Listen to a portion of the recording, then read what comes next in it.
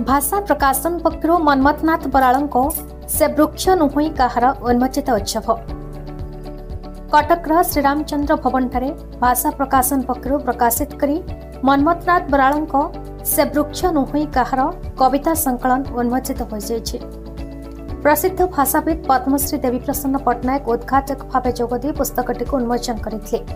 नाट्यकार संजीत कुमार पट्टनायक अध्यक्षतार विशिष्ट प्राबंधिक professor doctor वैष्णव चरण सामल मुख्य अतिथि, विशिष्ट स्तंभकार जगबंधु मिश्र सम्मानित अतिथि, विशिष्ट प्राबंधिक डॉक्टर संघमित्रा बेहेरा मुख्य वक्ता भाव जोगदे।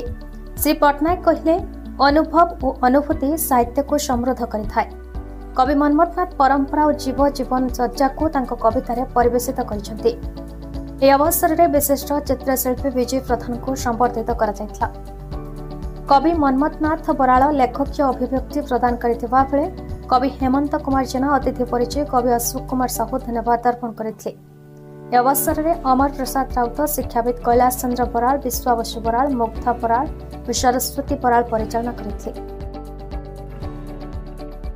मन्मथनाथ बराड़ से दुख कहानी मनुष्यर जीवन से गोटे वृक्ष भाया एवं से वृक्ष डाला डाला अच्छी शाखा प्रशाखा अच्छी फूल फल अच्छी जमी मनुष्य जीवन में तार पुत्र संतान इत्यादि थांती सेमती से वृक्ष सबकि अच्छी किंतु चिरस्थायी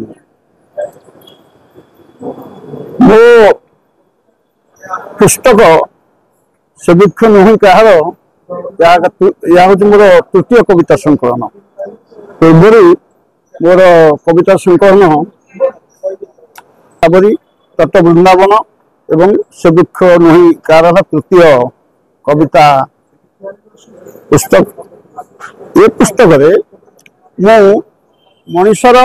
मनुष्य जीवन जिज्ञासा मनुष्यर जीवन केमती असार दि दिन आम आसी दि दिन पर आम चली जा एवं हो पारे न हो पारे से कविता प्रतिष्ठा लाभ कर पारे न कर पारे। कविता तो सब मोरी कविता ता भर क्या भल कह जमी गोटे बापार सन्तान स्वतंत्र क्या सी भल क्या मंद कही न पारे सेमती कौन कविता को गोटे उच्च आसन दे अन्न को तले बसई कथा मो द्वारा संभव नुह कारण समस्त ही मोर सन्तान। कविता जमी आमर इंग्लिश गोटे प्रोवर्ब अच्छी poetry lives in tradition that is lyrical छंदबद्ध बोले आप अनुभव करेंगे। मु क्लिष्ट शब्द किसी व्यवहार करना साधारण जनमानस को छुईला भाया साधारण पाठक पढ़ी पारा भाया कविता मु लिखे। अपहंस करके लेखक मैंने जो इंग्राजी शब्द पशि अच्छी सतर्क ना देखो से देखिए से भी आमर ओडिया बहुत शब्द जाकि सन्निवेशित आम केवल आमरी भाषा भितर जदि आम प्रतिबद्ध। कटक दामोदर बेउरांक रिपोर्ट, भारत न्यूज।